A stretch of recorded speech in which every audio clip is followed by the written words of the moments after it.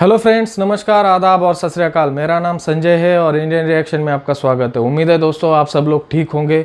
और आज हम जिस वीडियो पे रिएक्शन देने वाले ये जो स्टोरी है, ये जो वीडियो है और ये जो हुआ था घटना है, उसके बाद बहुत सारे लोगों की लाइफ बदली थी रशिया में। और हम जिसके थ्रू ये वीडियो सुनने वाले जो शख्स है, मैं उनका नाम जब लूँगा तब आप में से कई लोग उनके बहुत बड़े फ़ैन होंगे। रियान फजल सर, उनकी स्टोरी है।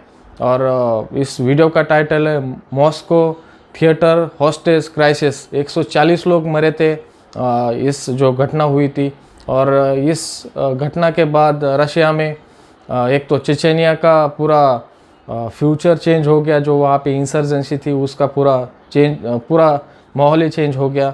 और दूसरा सबसे बड़ा एक जो इंसान लाइमलाइट में आ गया था, फोकस में आ गया था, वो थे रशिया के प्रेसिडेंट व्लादिमीर पुतिन।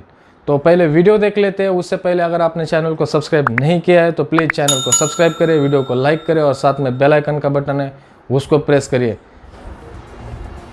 विवेचना में आज मॉस्को के मैं इनका बचपन से फैन हूँ। 140 लोगों के मारे जो स्टोरी सुनाने की मुझे मतलब उनके पास कला है, शायद किसी के पास नहीं है। और उनकी आवाज़ भी बहुत ज़बरदस्त है। विवेचना में अभिवादन स्वीकार करके रेहान फजल का 23 अक्टूबर 2002 को मध्य मॉस्को में क्रेमलिन से करीब 5 किलोमीटर यह घटना हुई थी। आई थिंक उस वक्त मैं 5 स्टैंडर्ड में था। थिएटर में नए रूसी रोमांटिक म्यूजिकल नॉर्ड ओस्ट का मंचन चल रहा था।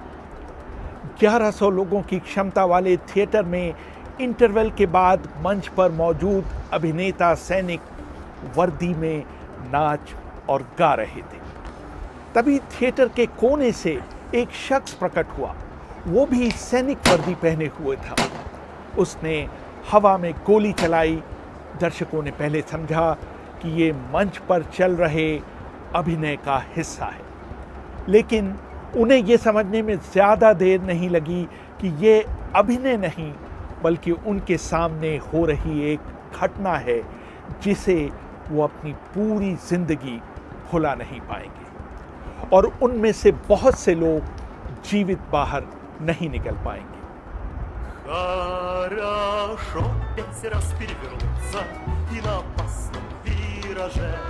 Благополучно в землю не воткнуться, хотя казалось бы уже. करीब 50 हथियारबंद चेचेन विद्रोहियों ने नाटक देख रहे 850 लोगों को बंदी बना लिया। उनकी मांग थी कि रूसी सैनिक तुरंत और बिना शर्त चेचेनिया से हट जाएं, वरना वो बंधकों को मारना शुरू कर देंगे।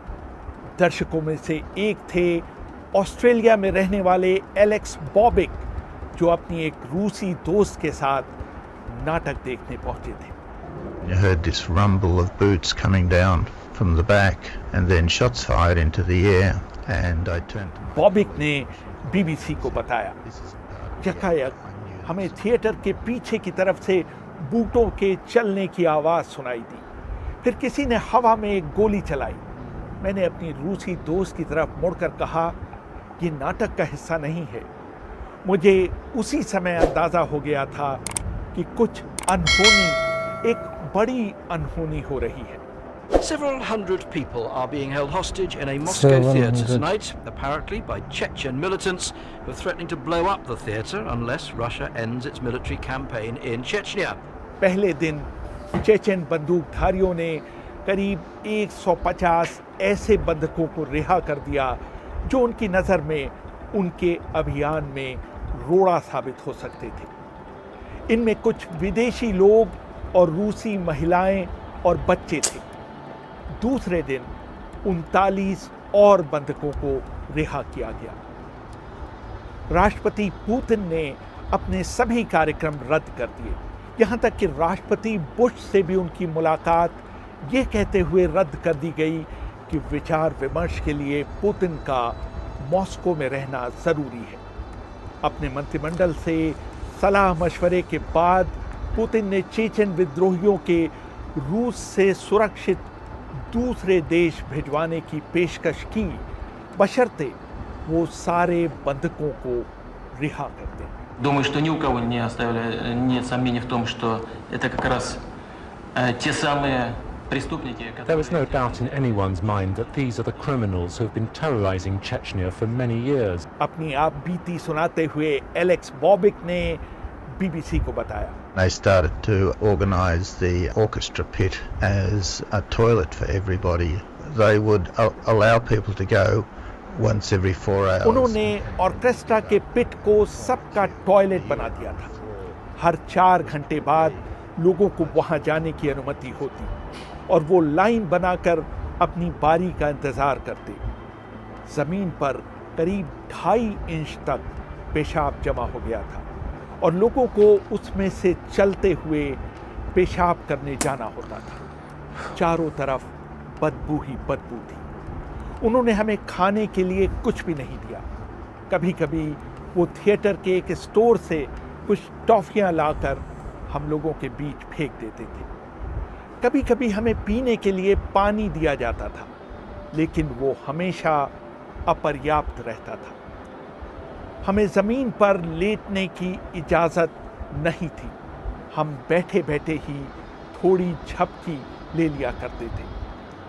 वो हमें जगाने के लिए हवा में फायरिंग करना शुरू कर देते थे।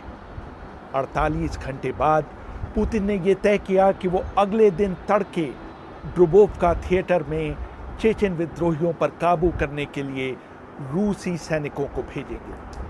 थिएटर में बैठी अन्या अंद्रियानोवा ने सबसे पहले करीब सुबह 5:30 बजे एक अजीब सी महक महसूस की। बहुत से बंधकों की तरह वो सीट पर कुछ नींद लेने के प्रयास में अतलेटी सी थी। थिएटर पर हमले की आशंका को देखते हुए अंद्रियानोवा की क्या हालत होंगी उस वक्त उन लोगों की, फोन से सोच के भी डर लगता है। एक रेडियो शो एको मॉस्कवी में फोन लगाया। उन्होंने लगभग चिल्लाते हुए कहा, वो हमारे ऊपर गैस का इस्तेमाल कर रहे हैं। तभी अंद्रियानोवा ने उनसे फोन लेते हुए रेडियो शो के प्रस्तोता से कहा, हम न सिर्फ इसे देख रहे हैं बल्कि महसूस भी कर रहे हैं। एक क्षण के बाद रेडियो के श्रोताओं को बंदूक की आवाज सुनाई दी। तभी अंद्रियानोवा चिल्लाई, आपने भी सुना, हम सब लोगों को उड़ाया जाने वाला है। टाइम पत्रिका के 4 नवंबर 2002 के अंक में जोहाना मैकग्वेरी और पॉल क्विन जज ने लिखा, ये गैस भवन के वेंटिलेशन सिस्टम के जरिए डाली गई। रूसी सैनिकों ने भवन के फर्श के नीचे सुरंग बनाते हुए उसमें छेद कर दिए थे। वहां से भी गैस अंदर डाली गई। कुछ महिला चरमपंथियों ने भागकर बालकनी तक पहुंचने की कोशिश की, लेकिन वहां तक पहुंचने से पहले ही वो जमीन पर गिर गई। गैस प्रवाहित होने के 1 घंटे बाद 6:33 पर 200 रूसी सैनिक अंदर घुसे। It began just before dawn. Explosions and automatic gunfire echoed through the grey Moscow sky. Russian special forces had stormed the theatre to try to save the lives of more than 800 hostages trapped inside. 7 minute बाद उन्होंने मुख्य hall के दरवाजों को बम से उड़ा दिया। जितने भी चरमपंथी जगे हुए थे, रूसी सैनिकों ने उन पर गोली चलाकर उन्हें मार डाला। यहाँ तक कि जो चरमपंथी गैस के असर से बेहोश हो गए थे, उनको भी नींद में ही गोली मारी गई।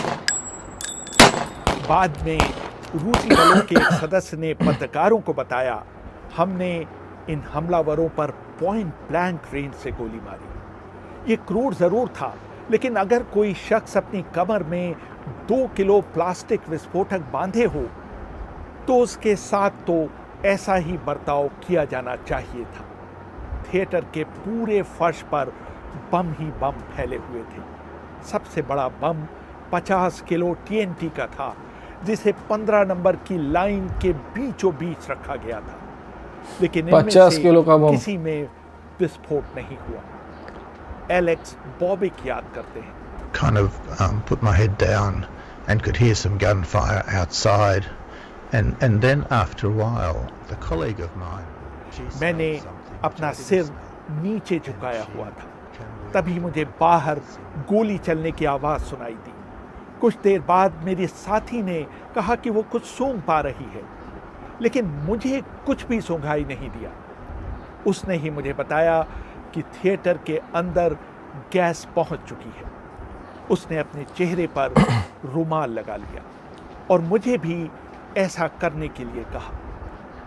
मैंने भी ऐसा करने की कोशिश की, लेकिन इससे पहले कि मैं कुछ कर पाता मैं बेहोश हो गया। जब मुझे थोड़ा होश आया तो मैंने देखा कि रूसी सैनिक थिएटर में इधर उधर दौड़ रहे थे। इस पूरे अभियान में 90 से अधिक बंधक और 50 चेचन विद्रोही मारे गए, लेकिन एक भी रूसी सैनिक को कोई खरोश तक नहीं आई।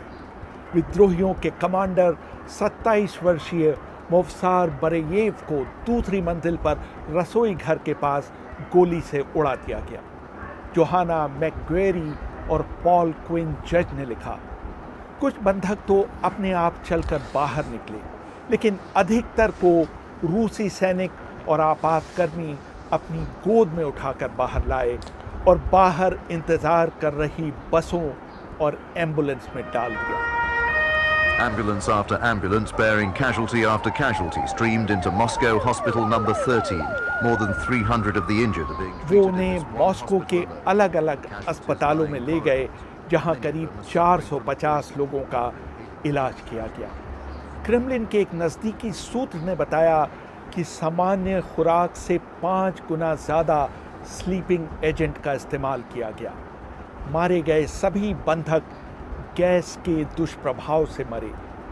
दिलचस्प बात यह रही कि इस दौरान लो प्रोफाइल रखे हुए रूसी राष्ट्रपति व्लादिमीर पुतिन डॉक्टर की पोशाक पहनकर इन बंधकों को देखने मॉस्को के एक अस्पताल में पहुंचे। चेचन हमलावरों में 1/3 महिलाएं थीं। रूसी आंतरिक सुरक्षा एजेंसी FSB के अनुसार ये वो महिलाएं थीं जिनके पति या भाई रूस से हुई लड़ाई में मारे गए थे। वो अपने उद्देश्य के लिए अपनी कुर्बानी देने के लिए तैयार थी। आंखों को छोड़कर उनका पूरा शरीर काले कपड़ों से ढका हुआ था। उनके एक हाथ में पिस्टल थी और दूसरे हाथ में उनकी बेल्ट में लगे विस्फोटकों तक पहुंचने वाला केबल। काले नकाब पहने हुए पुरुष विद्रोहियों ने खंभों, दीवारों और सीटों में प्लास्टिक बम लगा दिए थे। सिर्फ उनके नेता बारायेव ने अपने चेहरे पर कोई नकाब नहीं पहन रखा था। इस घटना से रूसी सैनिकों ने कोई सबक नहीं लिया। 2 साल बाद रूसी सैनिकों की एक बार फिर परीक्षा हुई जब चेचन विद्रोहियों ने बेसलान स्कूल में सैकड़ों बच्चों को बंधक बना दिया। इस अभियान में भी 300 लोग, जिनमें अधिकतर बच्चे थे, मारे गए और रूसी सुरक्षा बलों की ख्याति को ज़बरदस्त धक्का लगा। रेहान फजल। तो फ्रेंड्स, ये था वीडियो।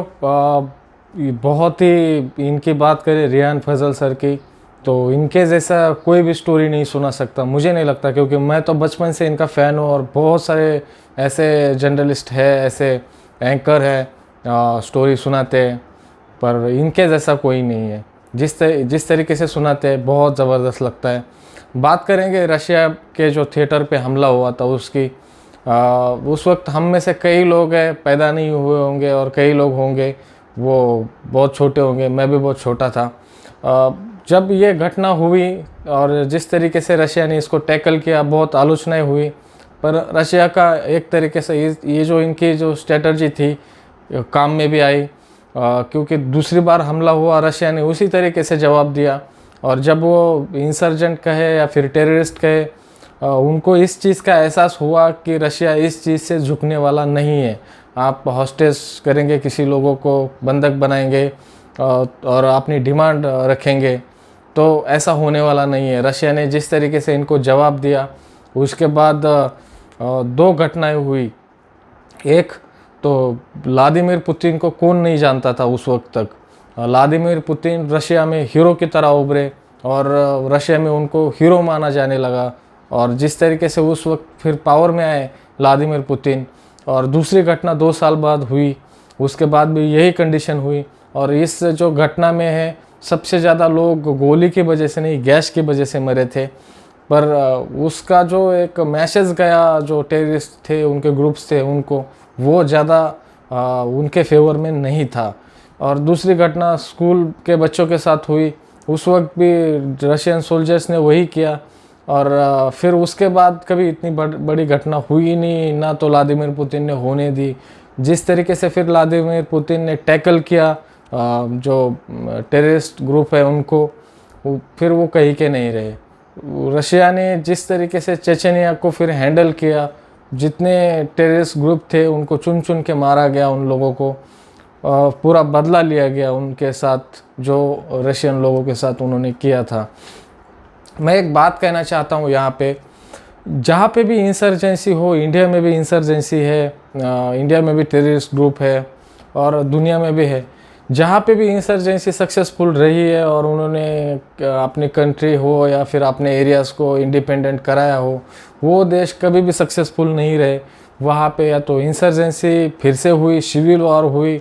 क्योंकि आप एक बात याद रखिए कि कोई पे भी इंसर्जेंसी हो, एक ग्रुप नहीं होता है, 3-4 ग्रुप होते हैं। और जब एक ग्रुप के हाथ में पावर चली जाती है तो बाकी के जो ग्रुप होते हैं वो उस चीज़ को एक्सेप्ट कभी भी नहीं करते, क्योंकि उनको पावर चाहिए होती है। और जब इंसर्जेंसी हो या फिर टेररिस्ट हो, वो पावर के लिए ही सब कुछ कर रहे होते हैं।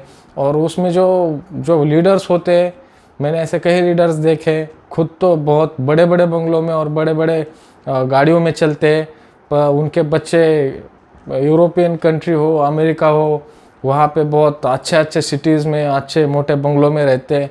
पर वो गरीबों के जो बच्चे होते हैं उनको गवर्नमेंट के खिलाफ हो या फिर लोकल आर्मी के खिलाफ हो भड़काते और उनके पूरा ब्रेन वॉश कर देते।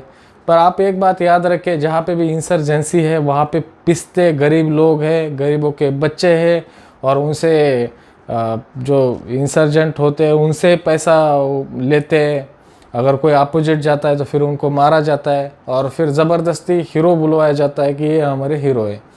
तो आप कहीं के भी हिस्ट्री उठा के देख लीजिए, या तो वहाँ पे कम्युनिस्ट गवर्नमेंट आई, चाइना देख लीजिए उदाहरण है, फिर नहीं तो नॉर्थ कोरिया देख लीजिए, वहाँ के जो लोग हैं उनको कोई राइट्स नहीं है।